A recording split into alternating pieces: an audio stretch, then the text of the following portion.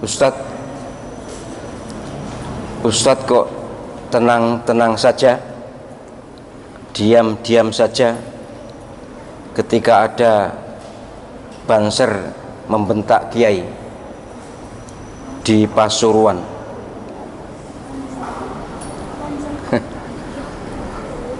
Ya kan sudah banyak yang merespon, kan sudah banyak. Dan saya sejujurnya banser itu kalau bukan anak saya adalah adik saya, keluarga saya. Saya tentu punya cara bagaimana supaya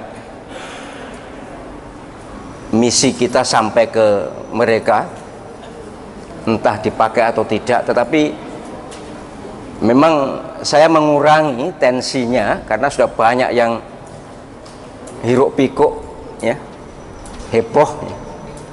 Tapi baiklah, saya harus menjelaskan supaya penjenengan tidak menganggap saya tidak objektif. Saya tetap objektif kepada siapapun. Terhadap diri saya sendiri pun harus objektif. Saya terus terang begitu mengetahui video itu sangat ngelus dada, sangat prihatin, bahkan gelisah.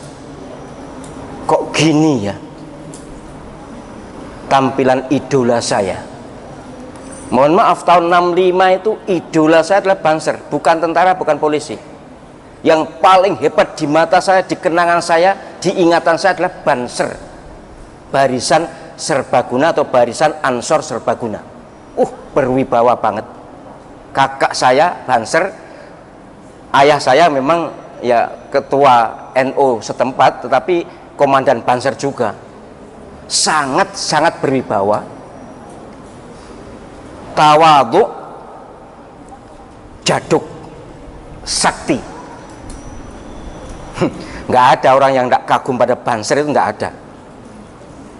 Yang paling berjasa menghadapi dan mengenyahkan PKI adalah banser. Ya mohon maaf ya, bukan meringankan nyawa orang, tetapi karena PKI mendahului, PKI nggarai, PKI memulai membunuh. Bahkan kalau PKI kalau membunuh, tidak membunuh aja, nyeksa dulu. Ada kok kiai yang disiksa itu diseret, kemudian dipotong jarinya, dipatahkan lengannya, diiris hidungnya. Ini kisah nyata loh, bukan halusinasi. Benar-benar terjadi penyiksaan. Kalau penjenengan membaca Banjir Darah, itu buku judulnya Banjir Darah, itu objektif sejarah. PKI tidak boleh mengingkari itu. Saksi masih banyak, saksi hidup. Jadi 2 kali pemberontakan PKI itu memang begitu. Tahun 48 maupun 65 itu sadis banget. Sementara banser kalau membunuh ya membunuh aja. Kakak saya katanya 1 kali operasi itu ya minimal 10 lah. Tapi disembelih selesai. Kadang-kadang dipatahkan lehernya, selesai sudah. Zaman itu loh, jangan diukur dengan zaman sekarang. Zaman itu memang zaman perang. Hidup atau mati, membunuh atau dibunuh, memang begitu. Sangat membanggakan, dan tidak satu pun yang pernah saya temui banser sombong itu tidak ada. Memang karena ilmu kanuragan ini, ilmu kesaktian itu kan pantangan utamanya sombong. Sesakti apapun nek sombong yo leder, apa leder itu? Tambar itu apa Mas? Lonturnya, kira-kira lontur ya. Lontur, ilmu yang sekian dipelajari itu begitu sombong, habis sudah. Tidak ada gunanya, kok dibaca ya tedas tenan. Makanya ajaran pesantren itu tawadhu. Di semua pesantren tawadhu. Mengapa? Karena itu inti pergaulan, inti kehidupan. Bahkan Nabi SAW menyatakan innama bu'itsu liutammima makarimal akhlak, atau yang semakna dengan ini banyak, tapi intinya kerasulan Nabi Muhammad SAW selain membawa risalah misi tauhid la ilaha illallah Muhammadur Rasulullah, adalah misi akhlak. Bahkan Rasulullah kan menyatakan laisa minna man lam yarham saghirana wa lam yuqir kabirana. Ya. Laisa minna, tidak termasuk umat saya man lam yarham saghirana, siapa yang tidak menyayangi yang muda, wa lam yuqir kabirana, dan tidak menghormati yang tua. Maka semusuh apapun, kalau pesantren, akhlak pesantren tetap dihormati kalau lebih tua. Soal nanti kemudian ada pertengkaran, ada bahkan pembunuhan, ya pembunuhan. Tapi akhlak ini sangat dan sangat dijaga. Jadi kalau seperti itu ya dugaan kuat saya tidak pernah menyantri. Orang yang alumni pesantren pastilah ingat bahwa doktrin utama pertama di pesantren adalah akhlak. Unggah-ungguh, budi pekerti, sopan santun. Jadi siapapun alumni pesantren ini yang harus dijunjung utama. Nah, kok ada seperti itu, ya tentu saya sangat prihatin. Tapi untuk merespon kan sudah banyak yang merespon, dan saya tidak ingin mencaci maki siapapun. Bahwa itu salah, ya. Menurut saya, adik-adik saya, anak-anak saya yang menjadi banser, ayolah kembali ke khitoh banser, yaitu khitoh tawadhu kepada siapapun. Dan saya terus terang mohon maaf ya, saya ini kalau ceramah di mana-mana itu, kalau di kalangan Nahdliyin, saya pasti dijaga banser, dikawal, dijemput, kemudian diantar banser. Mereka sangat baik. Lah kok anak tampilan gitu, yaitu oknum. Nah, gitu aja kan mudahnya. Dan saya nasihatkan kepada siapapun yang terlibat di situ, mohon maaf lebih terhormat daripada ngetet atau ngengkel. Apa ngengkel? Ngerosot tetap bener, ngerosot nggak usah bela-bela diri. Semua orang tahu kok, panjenengan makin membela diri akan makin nyungsep. Tapi ngaku salah, kemudian mohon maaf, apalagi mau terbuka, yes banget.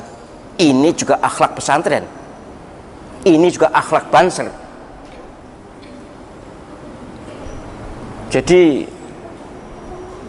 saya juga terkejut kok tiba-tiba ada seperti itu. Dulu-dulu ada yang seperti itu, ya sudah, kita berusaha bagaimana. Dan saya berharap pimpinan mereka, pimpinan anak-anak adik-adik ini, tolonglah juga jangan membela-bela, nanti kebablasan. Luruskan, dudukkan, kemudian kepada umat sampaikan klarifikasi. Itu lebih terhormat. Orang salah ngaku salah itu lebih terhormat dibanding membela-bela, padahal orang tidak akan ada yang percaya dengan pembelaan itu. Jadi kasus itu moga-moga segera selesai, dan jika ada yang wafat karena kecelakaan ya jangan disyukurnilah ya. Itu ada disyukurni, kemudian ini kuwalat, enggak, sudahlah. Kesalahan soal kecelakaan ya kecelakaan, kita doakan moga-moga diampuni Allah SWT. Janganlah ada umat Islam yang nyukurni sama muslim apapun yang terjadi. Ini penting loh. Umat Islam itu sudah diogoh-ogoh, diadu-adu, diaduk-aduk. Sebab itulah kelemahan umat Islam. Kalau itu kena, kalau umat Islam tidak bersatu, sudah lemah dan mudah ditundukkan. Tapi kalau bersatu, sejak zaman Nabi Sallallahu Alaihi Wasallam tidak pernah kalah perang. Mengapa? Bukan karena senjata, bukan karena bolo banyak, enggak. Senjatanya ya pedang biasa, SDM-nya ya hanya selalu di bawah jumlah orang kafir, tapi selalu menang. Mengapa? Karena bersatu, karena kompak, semangatnya membara. Dan ini harus kita warisi. Kekuatan kita ada di situ. Kalau kita kompak, umat Islam kompak, pasti tidak ada yang berani, siapapun. tidak akan yang berani. Tapi begitu bisa diadu-adu, umat Islam sing kono ngono, sing kene ngene, aduh sudah. Nah, kepada para pimpinan ormas Islam, ayolah kita sadarkan diri kita dan umat dan jamaah kita untuk bersatu, untuk kompak, untuk tidak mempermasalahkan hal-hal yang kecil. Lebih-lebih yang kemarin itu lalu anti khilafah kan. Wah, itu pasti tidak pernah nyantri itu. Orang yang pernah ngaji kitab agak besar kitabnya pasti sadar bahwa khilafah ajaran Islam. Mau tidak mau itu terserah, sama dengan sekali lagi poligami, mau tidak mau terserah, tapi bahwa itu harus diakui syariat Islam. Maka kalau panjenengan ngaku muslim ya jangan anti khilafah. Bahwa khilafah versi ormas tertentu, lah itu kita tidak setuju, boleh. Tidak mau saja boleh, karena memang bukan perintah. Tapi kalau anti itu masalah gitu loh. Apalagi libas khilafah, hancurkan khilafah, oh hancur dewe. Pasti. Saya sangat berharap umat Islam kompak ya. Pokoknya penjenengan nanti kalau ada penceramah kok anti khilafah, oh gak tahu nyantri ngono ae wis. Jelas kalau kitab di pesantren semuanya yang pernah saya baca 4 mazhab kompak kok soal khilafah loh ya. Tapi bukan soal dipraktekkan atau tidak dipraktekkan, itu urusan pemahaman berikutnya. Tapi bahwa item bab masalah khilafah itu ada dibahas di kitab-kitab fikih berdasarkan Al-Quran dan hadis. 4 mazhab semuanya kompak. Tidak ada yang melawan, tidak ada yang menentang, tidak ada yang anti. Tapi soal bentuknya ya silakan. Soal khilafah itu bentuk apa? Ya sesuai dengan perkembangan zaman, sesuai dengan kondisi setempat. Baik, itu ya.